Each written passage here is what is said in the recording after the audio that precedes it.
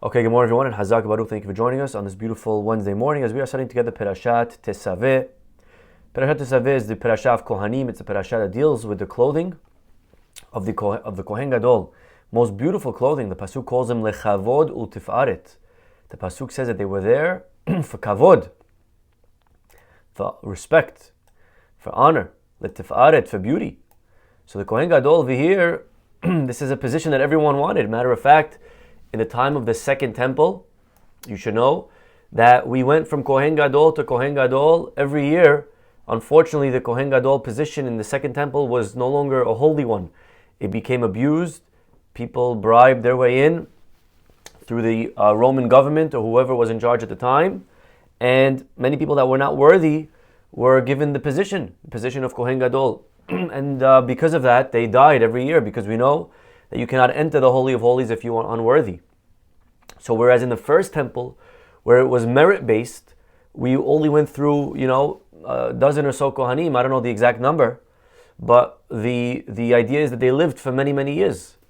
And then the second temple, we went through hundreds of Kohanim, because they died every single year, because they weren't worthy. It was a very coveted position. You wanted it, and people that were not worthy wanted it, and they were even willing to risk their lives just to get these beautiful pieces of clothing. So our parasha deals with all of the clothing of the Kohen Gadol. Again, in depth, in detail, what they looked like. We know the Kohen Gadol had 8 pieces of clothing, and I think the centerpiece was the breastplate, the Urim V'Tumim. The Pasuk says that the Kohen Gadol had, in the middle, on his breastplate, he had 12 stones. And it tells us the name of each stone. It was different gems, right? Diamond was one of them, and sapphire was one of them, and ruby, and emerald. We had a whole class last year on the 12 different stones. I don't know if you remember.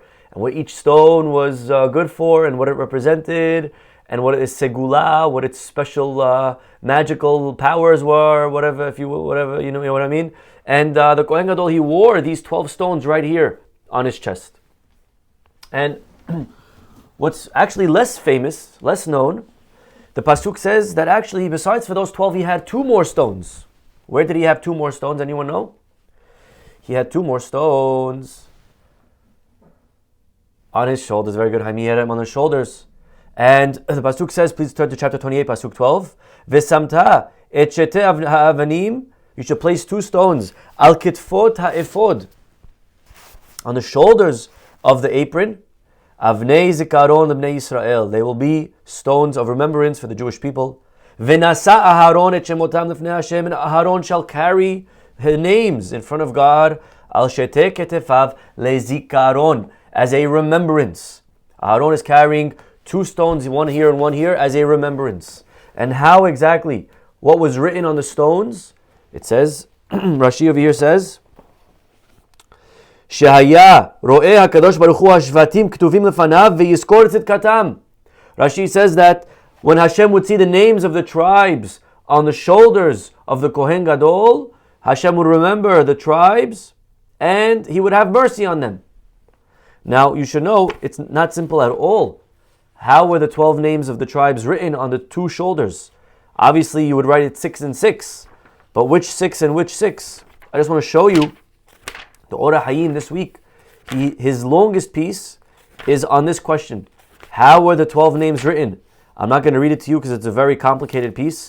But he goes through all the different opinions, whether it's the Gemara opinions or the Rishonim opinions. But just to show you, this is what one page in the Orah Hayim looks like. Could you see it?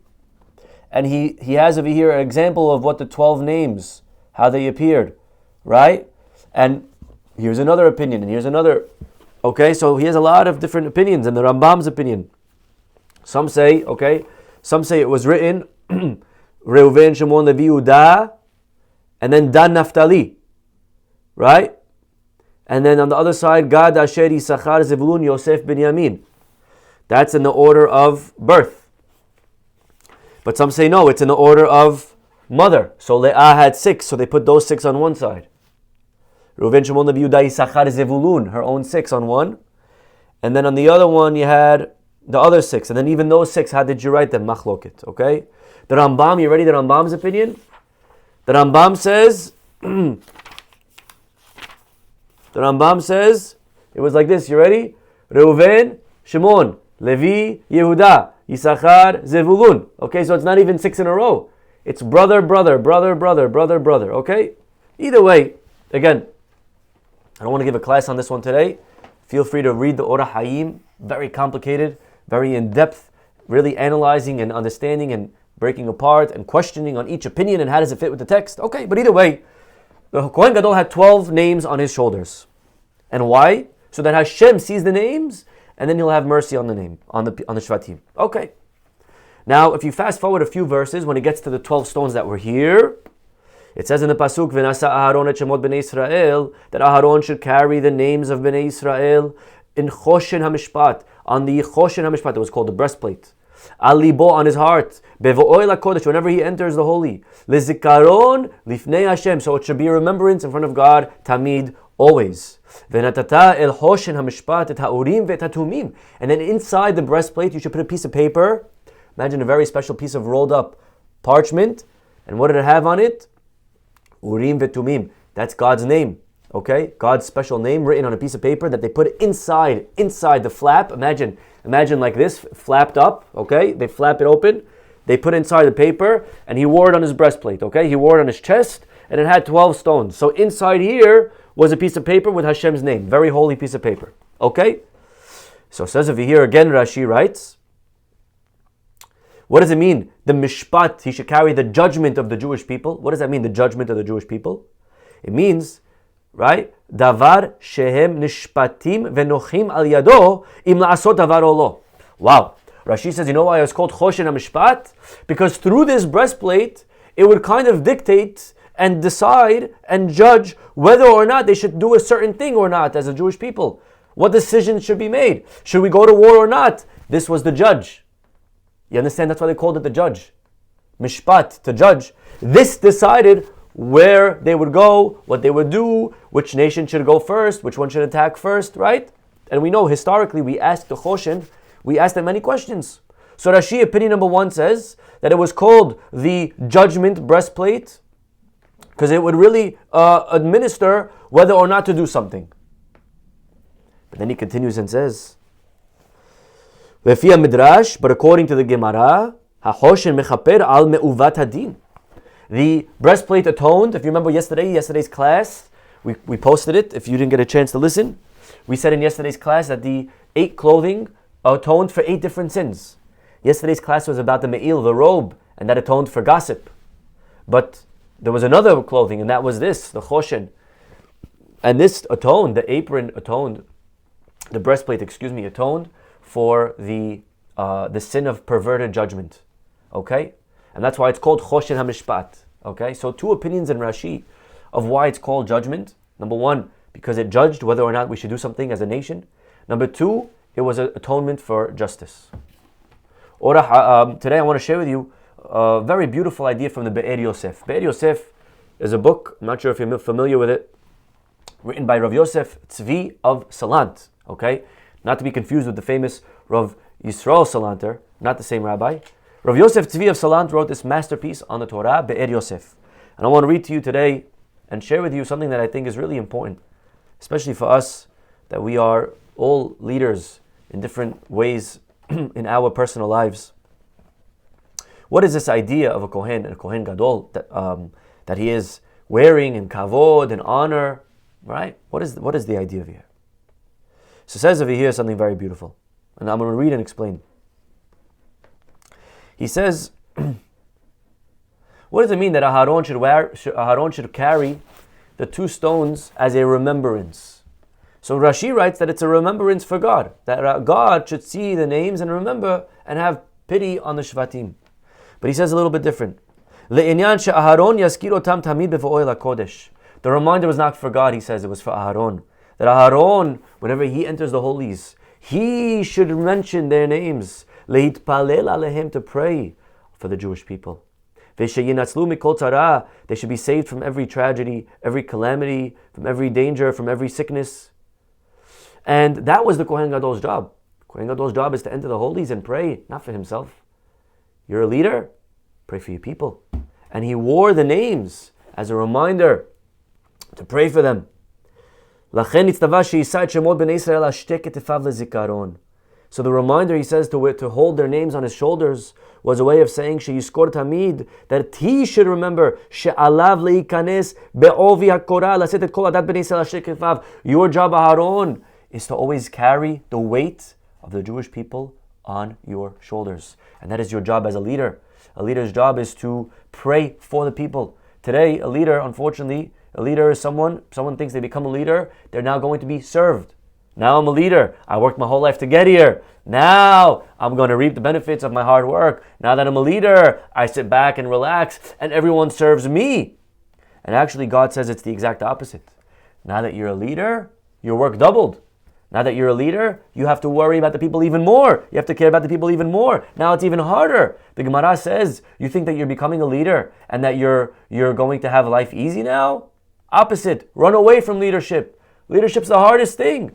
To be a leader, you know what that means, to be a leader? To be a leader means you have to sacrifice for the people. That means that your life is not your life. That means that your life has exactly responsibilities. That's what leadership means. And what does it mean to have him on his shoulders?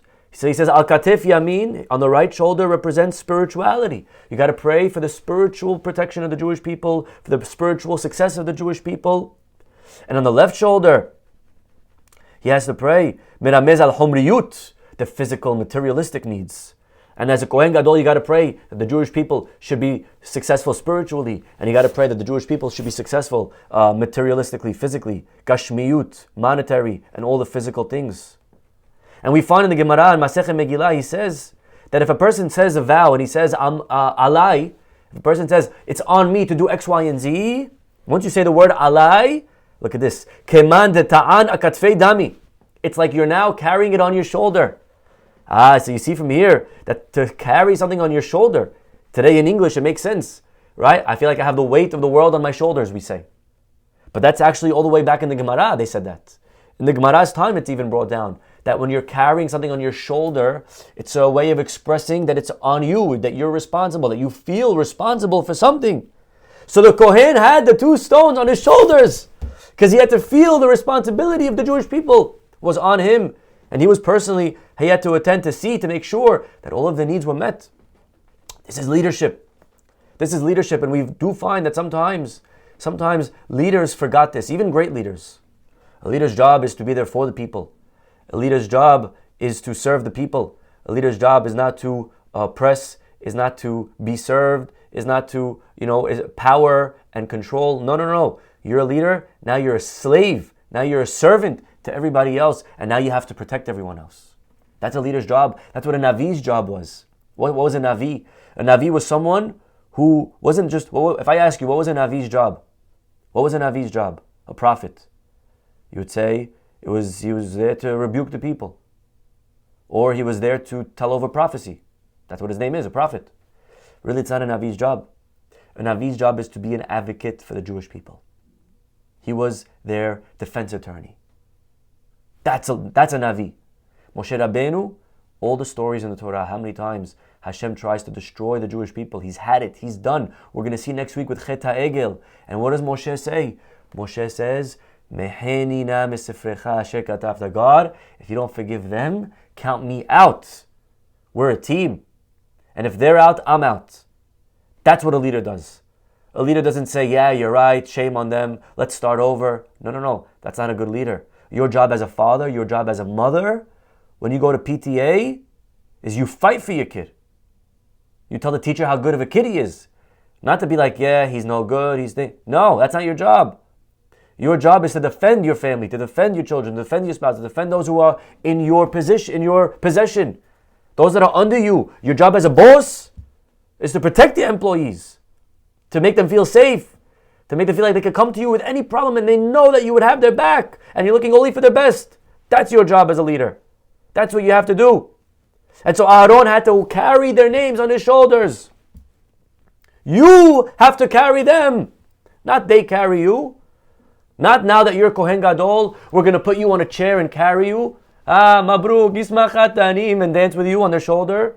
No, you carry them on your shoulders. Wow. Well, that's the two stones that were here. V'zehu gam ma shenitztava laset et shemot bnei Yisrael bechoshen hamishpat. And furthermore, he says we can now maybe explain why he had to carry the names on the Choshen Mishpat. And he explains as follows. Al pi ma she'amru b'Gemara Makot. Please turn to Tractate Makot, Masechet Makot, page 11. Those that are learning it here in the synagogue, they just started Masechet Makot, a beautiful Masechet. If you're looking to join, or the Rabbi Farhi, he has an amazing Gemara class 3 times a week. They just started Masechet Makot. So in a few weeks, God willing, to get to page 11. Over there it says, She'amotehem shel Kohanim. It says over there, Masechet Makot, that the mothers of the Kohen Gadol. Okay, you got that? Imagine Kohen Gadol. Imagine now his mom. The Gemara says, Hayu mesapkot mihiya v'ksut leharotzeim b'shgaga. Wow. The mothers used to come and give food and clothing to the murderers who killed by mistake that had to go into Ir Miklat. We know when someone kills on purpose, they get killed. But if you kill by mistake, you don't get killed. It was a mistake. But you have to get punished. What's the punishment for someone who killed by mistake? He has to run to Ir Miklat. There were 6 of them, 6 Ir Miklat, 6 famous ones. Okay, 3 on the east side of the Jordan, 3 on the west side of the Jordan. And if you killed by mistake, it was now a game of tag. You had to run as fast as you can to the city, because if the avenger, if the family relative of the one that died catches you, he has the right to kill you without any consequences. So you had to run. You run as fast as you can. And you ran to one of these cities. And you stayed there. And there's, again, many halachot on this, a whole masechet on this. If a rabbi killed by mistake, the Gemara says that his students go with him to Ir Miklat. I mean, the guy is literally now trapped. He's in jail. It's a city, but he's stuck in that city for the rest of his life. He cannot leave. Till when? Admot Kohen Gadol. The Torah tells us, until the Kohen Gadol dies. So now you could imagine, what are all the murderers that killed by mistake doing? What are they praying for every day in their Amidah when they do Mishe Berach at the end, when they open the Torah? What are they praying for? Right? It's sad to say, but they all praying, Mishe Berach, Hashem, please kill the Kohen Gadol. Right? Because his death is my freedom. So what would happen? The mothers of the Kohen Gadol, they know this. And they know that everyone's praying for their son to die. Shelo yitpalelu al b'neihem sheyimutu. Wow. So they would give food and clothing to all of these murderers. And they would say, please, please, I'll take care of you here. I'll give you food, I'll give you clothing. Just please don't pray for my son to die. Right? The Gemara there asks an interesting question. You ready? The Gemara says, 1 second, we're worried about a few murderers praying? Do I really have to worry about that? Right? Sometimes people wonder, do I have to worry that someone's going to pray to harm me? Is that something that I need to worry about? Rabbi, someone's praying that I should break up with this girl. Do I have to worry about that prayer? Right? So, the Gemara says that really, technically, sometimes you don't have to worry. If someone who's wicked prays, it's a kilat chinam. If someone curses you, right? We had, unfortunately, an incident that somebody got into a fight on Shabbat here in the synagogue. And on his way out, he cursed the synagogue. He said, let's say it about the place of the Avodah Zarah. He said about the Avodah Zarah, it should burn down. Right? So, that's what he said. Do we have to worry now that he said such a thing? So, really, Shlomo HaMelech writes in Mishleh, Ketzipor lanod kedror laof ken kilat chinam lo tavo. The same way you try catching a bird, he says a curse a curse for nothing. You don't have to worry about it. Don't lose sleep over that curse. Just because he cursed you, you think it matters? Don't worry about that guy. So the Gemara asks, so let the murderers pray all day. How does that affect the Kohen Gadol? Let them pray. You think Hashem is going to listen to them? Says the Gemara, yes, Hashem will. Why? Shehaya lahen levakesh rahamim al doran. Because this Kohen Gadol should have prayed for mercy on his people. Velo bikshu, and he didn't. And therefore, it's not a kililat chinam. It's not a prayer for nothing. It's not a curse on empty. This curse is actually, this prayer, it is the Kohen's fault that this guy's in Ir Miklat. Why? What did the Kohen Gadol do? Says the Gemara, the Kohen Gadol didn't pray that this shouldn't happen. He should have prayed. When he opened the Aron every day, he should have prayed, Hashem, please let everyone be safe today. Please let nobody die by mistake today. Please, right? He should have prayed, and you didn't pray. It's your fault that somebody died by mistake. What? Yes, you are the leader. And that's on your clock. That happened under your watch. That's your fault. And now, wow, now you ready? That's deep, but you ready? I'm taking right now one step deeper. Now you ready for this case? Let's say the guy killed at 1 p.m. 1 p.m. he killed, and Kohen Gadol A was in office. Okay. Then 2 p.m. they take him to court. All of a sudden, at 2 p.m. Kohen Gadol A dies. Now they institute Kohen Gadol B. And now, at 3 p.m., they finish the procedure and they find the guy guilty that he has to go to Ir Miklat forever. Okay, so you got the case? At 1 p.m. he killed. He ran to Ir Miklat. Now once you make it there, they bring you to court. And now when you're in court, you're untouchable. Okay, the family relative can't touch you in court. You have to go through the procedure. Okay, now you're in court, now what? Now the first Kohen Gadol dies. Then the second Kohen Gadol takes over, and then they find you guilty. So now, when does this murderer go free? He killed with Kohen Gadol A, but his verdict was with Kohen Gadol B. So says the Gemara, he has to wait for Kohen Gadol B to die. But the Gemara asks on this, right, the obvious question that you're probably thinking. The Gemara says,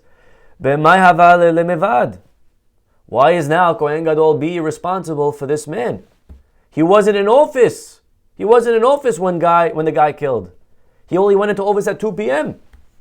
The guy killed at 1 p.m. What should he have done? And you ready for this? Look at this answer. Kohen Gadol B should have prayed. Why? Kohen Gadol B should have prayed that the murderer who killed, his verdict would have came out that he's innocent. The first Kohen Gadol, it's his fault that the guy killed at all. He should have prayed that Hashem should have protected everybody. I get. But Kohen Gadol B, you're telling me now he's guilty? That the verdict was guilty? That's his crime? What do you want him to do? Pray that the justice should not be perverted? You want him to change the law? The law is the law. If the guy's guilty, he's going to be guilty. How is that the Kohen Gadol's fault? And says Be'er Yosef, whatever it is, Al kol panim anu ro'im, but the bottom line, Ad kama haya Kohen Gadol ahra'i al bnei doro. You see how responsible a leader is. Lo rak levakesh rahamim alehem, not only to pray for mercy that no one should die, but one step further, afilu imera ha'ason, even if someone else died on the first Kohen Gadol's watch.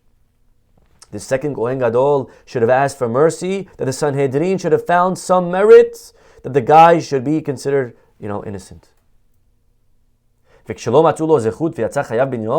when they didn't do that, and they found the second guy, the guy ended up becoming guilty, and he had to go to Galut now, to Ir Miklat for the rest of his life. The blame is now on the second Kohen Gadol. And now it's his death that's going to free this murderer. Even though he says we find many Gemarot that seem to indicate that the Kohen Gadol would only pray on Yom Kippur. He says that was the prayer that we know. But from this Gemara that we just quoted, it's very obvious that the Kohen Gadol had to pray every day of his life. This is a case of someone who killed in the middle of the year, nothing to do with Yom Kippur, and he had to pray. And so you see, says over here the Be'er Yosef, what it means. Now with this, we come back to our question. It says that Aharon carried the names of the Jewish people on his breastplate, and it calls it a Choshen Mishpat. And now remember, Rashi explained why is it called Choshen Mishpat. Rashi gave two reasons. Number one, because the Mishpat, the destiny of the Jewish people, would lie in this.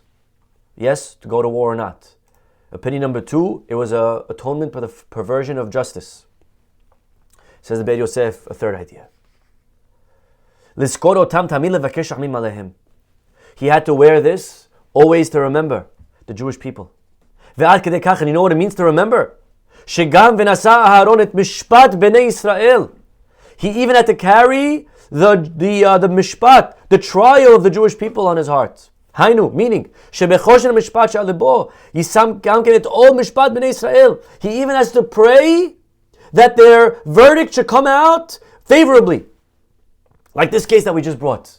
V'sheyisku bedinam, and they should come out vindicated. Ve'alav mutal, and it's on him to pray for all of this. And that's why it's called, he has to wear the choshen hamishpat. He even has to pray for a favorable verdict. Look how he ends off. And now, when the Torah commands to make for the Kohen beautiful clothing of gold, right? Stones that are for the epitome of beauty. Like we said, L'chavodu tifaret. Gilta Torah gam et ha'achrayut. The Torah at the same time is saying the responsibility that is on this person, the weight that is on this person. Belovsho et elav gati.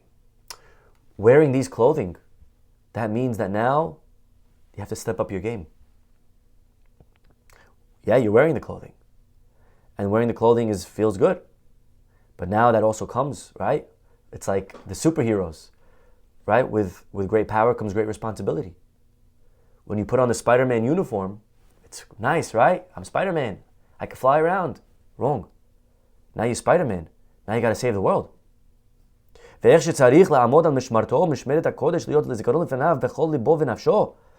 how at all times he has to constantly just be thinking about the Jewish people. And that's what his role is in these clothing. With the clothing comes responsibility. And this is what you were signed up for. You were signed up to now be responsible for everybody. And this is, I think, something that I think we could all apply, we could all learn. Even if we're not a Kohen Gadol, even if not a Kohen. But, we were sharing in the morning, we were doing this book, Positivity Bias. Really a book that I strongly recommend. Okay? Can you see it? Positivity Bias. I'm trying to show it to 2 different cameras. Okay? And it's written by Rav Mendel Kalmanson. It's a book on really shifting our perspective on life, on seeing people and situations and ourselves and everything, seeing everything in a good way, in a positive way. Right? It all comes down to how you see the world. You have people in paradise, Adam, who was miserable, and you have people in Auschwitz and the Holocaust who are happy. Simcha doesn't come down to circumstances, right? Simcha comes down to you. Happiness is a choice. We have to choose happiness. We could be in paradise and be miserable and complaining, right? And you could be, right? I remember when I was just now on winter vacation with my kids. So we went one day, we took a little speedboat just to go around the island, just to have a nice time. And it was Sunday, and my kids are big Kansas City Chiefs fans, okay, football. So it was Sunday, and we took a morning 2-hour tour, and we went, beautiful. I mean, we're in the Caribbean, sun, 80 degrees, beautiful water, see-through, and New York is freezing. You think you're in paradise, right? You're beginning. And I remember we were in this boat going around, and all of a sudden 3 o'clock came, and the boat got stuck, and it was delayed. We were supposed to get back at 1. And my kids are like, Dad, we have a Chiefs game at 3. We got to be back home at 3. I'm like, don't worry, kids. I promise we'll be home by 2. Anyways, 2 o'clock came, 3 o'clock came. The boat got stuck. It was a big disaster. And, I was great. I was sitting on a boat in the middle of the ocean, right? It's beautiful. There's no one inappropriately dressed. It's perfect, right? For me, it's Gan Eden. And my kids are sitting there crying. We got to go to the game. We got to miss the game. I'm like, I couldn't believe it. I couldn't believe that they could be here on a boat on paradise and upset, right? Okay, they really wanted to see the game. For them, that was important. My point is, Simcha has nothing to do with where you are. You could be in the middle of the Caribbean, on a boat, private, and everything, and still upset. So this book is all about, anyways, this idea. So why am I bringing this to your attention today? Because today, we do this every morning in the synagogue. We just do a few minutes of this book. And today we spoke about something very, very powerful. And it's an interesting question. And I just want to spend a few minutes on this question. And the question is, what's the right way in my life to get closer to Hashem? Am I supposed to suppress my evil? Or am I supposed to focus on the good? Right? I have 2 urges. I have Yetzer HaTov and Yetzer Hara.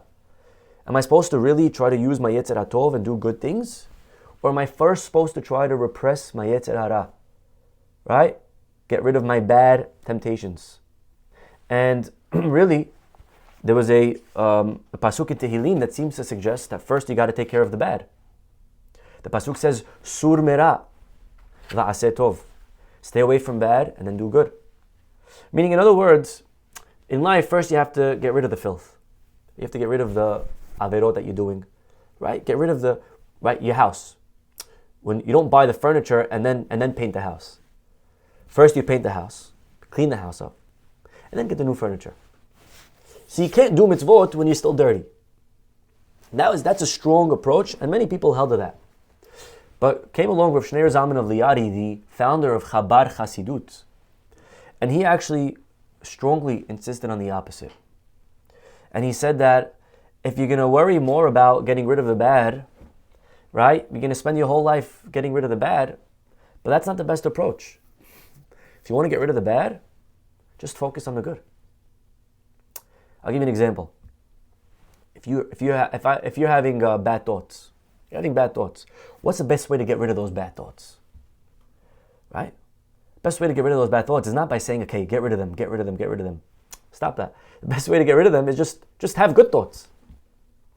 You have good thoughts, automatically the bad thoughts go away. Remember by Yosef, they threw him in a pit. It says over there, the pit was empty, there was no water. Ve'habor rek ein bo mayim. And our rabbis tell us, it was empty and there was no water. Isn't that repetitive? Obviously, if it's empty, there's no water. Right? What's in an empty pit? Nothing. So what does it say? It was empty with no water. So the Gemara says there was no water, but there were snakes and scorpions. And our rabbis say from here a beautiful lesson. That the board represents, I guess on a wider level, it represents the head, the mind. Our pit, our head. When it's empty, when it's empty and there's no water going on in here, then immediately snakes come in. Bad thoughts come in. You know how you get rid of snakes from the pit? How do you get rid of snakes from the pit? How do you get rid of bad thoughts from the pit? Well, you could go down and try to get rid of the snake. But there's a much easier way. Just fill it up with water. Learn Torah. When you learn Torah, the bad thoughts leave. Right? In therapy, a lot of people, they sit there and they psychoanalyze and they spend years and years and years trying to unravel and address their traumas, their concerns, their issues, their worries from years and years and years. And for 30 years they're living, and comes along Chabad Chasidut and it teaches, forget that. Worry about just moving forward. Just fix what you can. Just do good. Right? So why am I bringing this to your attention? So he says over here, something beautiful, right? Meaning, in other words, a little bit of light dispels much darkness. The way to get rid of darkness is by bringing in light, by doing good. Today, this idea of therapy, this idea of, working on my bad midot, working on my bad traits. There's a lot of awareness today on self-help. But the problem is that when you're so focused on self-help, you actually become so focused on yourself. You become so attached to you. So you're spending your whole life working on yourself, but in a weird way, it's actually the most selfish thing that you could do. You hear what he's saying over here? It's a very deep thought. You're removing anger, you're working on jealousy, it's true. But he's saying, but in the whole process, the only one you're thinking about is you. So says the Lubavitcher Rebbe, let me read to you what he wrote over here. He said, a man wrote him a letter. He said, Rabbi, I have all these impulses and things, averot. So he says, certainly this is only the design of the Yetzer Hara, he says. In general, it would be good for you to minimize your thoughts about yourself, even about those matters that appear to need correction, and exchange these thoughts for matters that involve others. How good would it be if those thoughts would focus on God? You want to work on your temptations? You want to work on your anger? So just stop thinking about yourself. Don't work on anger. Just go out and do chesed. Go out and help. You're worried in college about getting influenced by bad people with bad ideologies and hashkafa. So there's one or two ways of approaching that. You could spend the whole 4 years in college of trying to block out all of the influence, or you could do something much more powerful. Just go out and create programming for good. Right? when you're doing good, there's no time for bad to come in. But there are two different ways of getting there. You can either get rid of bad, and that could take a lifetime, by the way. And when you're finally done of getting rid of all the bad, you're 75 years old. And you haven't done any good yet. So stop with trying to get rid of the bad, okay? Just do good. And on your own, the bad will come. The bad will leave, excuse me. Rav Menachem Mendel of Kotzke said, I don't expect my Hasidim not to sin. I expect them not to have time to sin. Ay. Right? Meaning, you're going to say, okay, Rabbi, help me plan my day today. Right? I want to avoid doing these bad things today. No! Don't. That's not the list that you should make. You should make a list of what you're going to do today. I'm going to, at 9, work out. At 10, I'm going to eat. At 11, I'm going to go work till 3, sharp. And then at 4, I have this. And at 5, I have that. Fill your day with good. Instead of asking yourself how you're going to avoid bad, that's the wrong question. Ask yourself, how am I going to maximize my day? Once you maximize your day, now there's no time for bad. You don't even have to worry about the bad. So, this is very powerful. This is very, very powerful. Again, there's a lot more in this chapter if you want to read. The title of the chapter is Fighting Evil or Doing Good. Okay? But this is the reason I'm mentioning it is just because I think it tied in beautifully to what we were talking about. That your job, stop thinking about yourself. All of this self-help. Today's world, my wife is telling me about this concept. We were talking about it the other day. And it's interesting, so much awareness on self-help and becoming a better person and going to Tony Robbins and therapy and this and that. It's all amazing. But a little bit you get too caught up in yourself. So self-consuming. It's good to think about yourself. But, right, Chazal say in Pirkei Avot, Im en ani li, im li. If you're not going to address your own issues, no one's going to address them for you. It's true. If you're not going to worry about yourself, no one's going to worry about you. You need to worry about yourself. But the next line right away, Ukshani le'atzmi ma'ani. But if you're only going to think about yourself, if the totality of you and working on yourself is just you, and you're the beneficiary, then that's not a life. Ma'ani, what kind of person are you? So my wife was telling me something brilliant. And she, we're still in the middle of developing this concept, but she was saying that basically, that's why Hashem created marriage. What is marriage? Marriage is a way of me working on myself, but vis-a-vis somebody else. Marriage is a brilliant way that Hashem created a system that I work on me, but it's in order to be there for someone else. Right? That's what marriage forces me to do. Because if you're going to stay single your whole life and work on yourself, but you only worked on yourself for you, that's a very selfish way to live. So either way, I just think that tied in beautifully to what we're talking about over here. The Kohen Gadol, as great as you are, your prayers must extend for other people. You really have to start thinking outside of yourself, Mr. Kohen. And if someone's guilty, that's your fault. If someone kills, that's your fault. You got to carry the weight of the world on your shoulders. And that is what we are here. That is really what a Jew's job in all this world of growing. And, to become Kohen Gadol, you have to really work on yourself. It's a lifetime of work. And then finally at 80, you perfected it. And now you're picked. But now you got to take all of that. And then now, work for the community. Now, work for the world. Now, build other people. And that is, I think, a message that is worth meditating on, getting rid of the bad by not focusing on the bad, but actually by focusing on the good. Forget about yourself by just thinking about other people. And once we do that, we will surely, be able to grow and to be real role models and real leaders. Okay, we'll stop over here, my friends. Wishing you all a wonderful day, and hopefully we'll see you all tomorrow. Bye-bye.